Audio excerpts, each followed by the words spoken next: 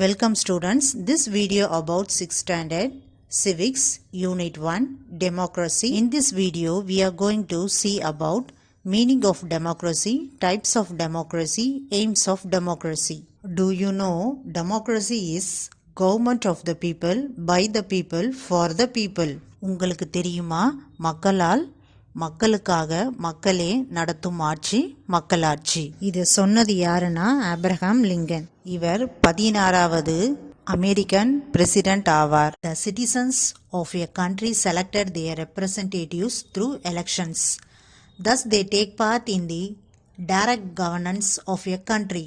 This is termed democracy. In a democratic form of a government, a considerable amount of power lies with the people of that nation. People can participate in the politics of the country and decision making processes. There are different types of democracy. ஒரு நாட்டின் குடிமக்கள் தேர்தல் வழியில் தங்களது பிரதிநிதிகளை தேர்ந்தெடுக்கவும் அதன் மூலம் அரசு அதிகாரத்தில் நேரடியாக பங்கேற்பதையும் தான் மக்களாட்சி என்கின்றோம். மக்களாட்சி அமைப்பில் குறிப்பிடத்தக்க அளவு அதிகாரம் மக்களிடம் இருக்கும். அவர்கள் நேரடியாக அரசியலில் ஈடுபடவும் அரசின் முடிவெடுக்கும் நடைமுறைகளின் பங்கு பெறவும் இயலும். மக்கள் ஆட்சியில் சில வகைகள் உண்டு. Types of democracy. There are various types of democracy in practice around the world. Among those, direct democracy and representative democracy are the most popular forms of government. மக்களாட்சியின் வகைகள். உலகெங்கும் பல்வேறு முறைகளில் மக்களாட்சி நடைமுறைப்படுத்தப்பட்டுள்ளது. அவற்றின் நேரடி மக்களாட்சி டைரக்ட் டெமோக்ரசி, பிரதிநிதித்துவ மக்களாட்சி ரெப்ரசன்டேட்டிவ் டெமோக்ரசி ஆகிய இரண்டு பிரபலமான முறைகள். Do you know the birthplace of democracy is Greece? Democracy is a term derived from the Greek words demos and Kratia. Demos means the people and Kratia means the power or rule. மக்களாட்சியின் பிறப்பிடம் கிரேக்கம் ஆகும். What is direct democracy? In direct democracy, people have power to frame laws. நேரடி மக்களாட்சி என்றால் என்ன?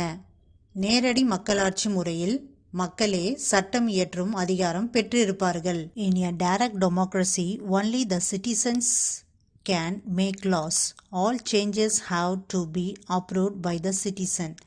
The politicians only rule over parliamentary procedure. Switzerland has had a long history of a successful direct democracy. நேரடி மக்களாட்சியில் மக்களே சட்டங்களை உருவாக்குகின்றனர். அனைத்து சட்ட திருத்தங்களையும் மக்கள்தான் அங்கீகரிப்பர்.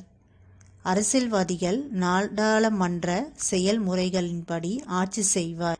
நேரடி மக்களாட்சியை வெற்றிகரமான செயல்படுத்தும் வரலாற்றை சுவிட்சர்லாந்து பெற்றுள்ளது. What do you mean by representative democracy? Representative democracy is a form of democracy in which the people of the country choose their own representatives. The chosen representatives of the people frame laws of the country. In representative democracy, people rule through their elected representatives. பிரதிநிதித்துவ மக்களாட்சி என்பது ஒரு வகையான மக்களாட்சி. அதில் நாட்டின் மக்கள் தங்களுடைய பிரதிநிதிகளை தேர்ந்தெடுப்பர். அவ்வாறு தேர்ந்தெடுக்கப்பட்ட பிரதிநிதிகள் நாட்டின் சட்ட திட்டங்களை உருவாக்குவர். பிரதிநிதித்துவ மக்களாட்சி தேர்ந்தெடுக்கப்பட்ட பிரதிநிதிகள் மூலம் மக்களே ஆட்சி செய்வார்கள். What is meant by democratic decision making? In the system of democracy, the power to take decision does not lie with the head. On the contrary, a group holds the power but adheres to the rules and regulations. All the members of the group hold open discussions and take final decisions only when everyone is convinced. This is called democratic way of decision making. ஜனநாயக ரீதியாக முடிவெடுப்பது என்றால் என்ன? மக்களாட்சி அமைப்புகளில் முடிவெடுக்கும் அதிகாரம் தலைவரிடம் இருக்காது. மாறாக அவ்வதிகாரம் ஒரு குழுவிடம்தான் இருக்கும். சட்ட திட்டங்களுக்கும் விதிமுறைகளுக்கும் உட்பட்டு இயங்கும் இக்குழு தொடர்புடையோர் அனைவரையும் உள்ளடக்கிய வெளிப்படையான உரையாடல்களை முன்னெடுக்கும். பின்னர் அவர்களிடையே ஒருமித்த கருத்தொருமை ஏற்படுத்தும். இறுதி முடிவினை எடுக்கும். இதைதான் ஜனநாயக ரீதியாக முடிவெடுத்தல் என்கின்றோம். Do you know in 2007 the UNO General Assembly resolved to observe 15th September as the International Day of Democracy. உங்களுக்கு தெரியுமா 2007 ஐநா சபை செப்டம்பர் 15ஆம் நாளை உலக மக்களாட்சி தினமாக அறிவித்துள்ளது. What are the rights given in our constitution? Our constitution ensures freedom, equality and justice to everyone. What other features are found in our constitution? It defines the political principles, the structure of the government, institution and method to follow. These rules and regulations, the powers and responsibilities, and also it fixes the rights and duties and the directive principles of the citizens. Thus our constitution provides a structures to us. Indian constitution is the longest written constitution in the world. It is drafted by the drafting committee of the Constituent Assembly headed by Dr. B.R. Ambedkar. That is why we call him as the chief architect of our constitution. அரசமைப்பு சட்டம் நமக்கு எந்த மாதிரியான உரிமைகளை வழங்கியுள்ளது? இந்தியர் ஒவ்வொருவருக்கும் சுதந்திரம், சமத்துவம் மற்றும் நீதி பெறும் உரிமையை உறுதி செய்துள்ளது. வேறு எவையெல்லாம் அதில் இடம்பெற்றுள்ளன? அடிப்படை அரசியல் கொள்கைகள், அரசு நிறுவனங்களின் வடிவமைப்பு, அவை பின்பற்ற வேண்டிய வழிமுறைகள், அவற்றின் அதிகாரம் மற்றும் கடமைகளும் விளக்குகின்றது. மேலும் குடிமக்களான உரிமைகள், கடமைகள் மற்றும் வழிகாட்டு நெறிமுறைகளும் நிர்ணயம் செய்துள்ளது. இப்படியாக அது ஒரு சிறப்பான கட்டமைப்பை நமக்கு வழங்கியுள்ளது. இந்திய அரசமைப்பு சட்டம்தான் உலகில் எழுதப்பட்ட அரசமைப்பு சட்டங்களிலே மிக பெரியது. இதை டாக்டர் B.R. அம்பேத்கரின் தலைமையிலான அரசமைப்பு சட்ட வரைவு குழு உருவாக்கியது. அதனால்தான் அவர் தமது அரசமைப்பு சட்டத்தை உருவாக்கிய முதன்மை வடிவமைப்பாளராக கருதப்படுகிறார். Aims of democracy. Democracy is defined as government of the people, for the people and by the people. In a democracy, the power is vested in the hands of the people. For that, the people should have rights to take decisions.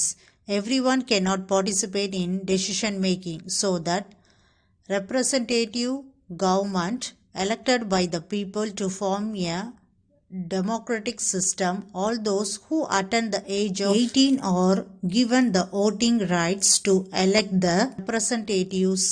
At the same time, the representatives have the responsibility to protect the welfare of the people. மக்களாட்சியின் நோக்கம். மக்களால் மக்களுக்காக மக்களே நடத்தும் ஆட்சி அமைப்பு மக்களாட்சி என்று அழைக்கப்படுகிறது. மக்களாட்சி அமைப்பில் அதிகாரம் மக்களிடம் இருக்கும். அதற்கு அவர்கள் முடிவெடுக்கும் உரிமையை பெற வேண்டியது அவசியமாகிறது. ஒவ்வொரு தனிநபரும் முடிவெடுக்கும் வழிமுறைகள் நேரடியாக பங்கேற்க இயலாது என்பதனால் முடிவெடுக்கும் அதிகாரம் மக்களால் தேர்ந்தெடுக்கப்பட்ட பிரதிநிதித்துவ அரசிற்கு வழங்கப்பட்டுள்ளது. மக்களாட்சி அரசில் 18 வயது நிறைவுற்ற அனைத்து குடிமக்களுக்கும் தங்களான பிரதிநிதியை தேர்ந்தெடுக்கும் உரிமை வழங்கப்பட்டுள்ளது. அதேபோல் தேர்ந்தெடுக்கப்பட்ட ஒவ்வொரு பிரதிநிதியும் மக்கள் நலனை காப்பதே தனது கடமையாக கொள்ள வேண்டும். World Democracy. New Zealand is the first country to allow women to vote. 1893. Vote rights to women were given in 1918 and 1920 in the UK and USA respectively. At the same time, the wealthy alone were given the voting rights in India. Many leaders like Mahatma Gandhi kept insisting on giving voting rights to all. Now in India, all the people above 18 years of age enjoy universal adult franchise. உலகெங்கும் மக்களாட்சி. உலகிலேயே முதலில் பெண்களுக்கு ஓட்டு உரிமை அளித்த நாடு New Zealand ஆகும். ஐக்கிய பேரரசில் மற்றும் அமெரிக்க ஐக்கிய நாடுகளில் பெண்களுக்கு ஓட்டுரிமை வழங்கப்பட்டது. அதே காலகட்டத்தில் இந்தியாவில் பணக்காரர்களுக்கு மட்டுமே ஓட்டுரிமை வழங்கப்பட்டிருந்தது. மகாத்மா காந்தி உட்பட பல தலைவர்கள் அனைவருக்கும் ஓட்டுரிமை என்ற கோரிக்கையை வலியுறுத்தி வந்தனர். இன்று இந்தியாவில் 18 வயது நிறைவடைந்த ஒவ்வொருவருக்கும் ஓட்டுரிமை வழங்கப்பட்டுள்ளது. Do you know? The world statistical data on democracy declares that 79% of the Indian citizens have faith in the democratic system. Hence, India ranks first among the democratic countries of the world. உங்களுக்கு தெரியுமா? இந்திய குடிமக்களின் 79% பேர் தங்களது நாட்டின் மக்களாட்சியின் மீது நம்பிக்கை கொண்டுள்ளதாக புள்ளி விவரங்கள் தெரிவிக்கின்றன. இதன் காரணமாக உலக அளவிலான பட்டியலில் இந்தியாவிற்கு முதலிடம் கிடைத்துள்ளது. Okay children, this lesson is over. So far we learnt about meaning of the democracy, types of democracy, aims of democracy. We will meet in next video. Thank you student.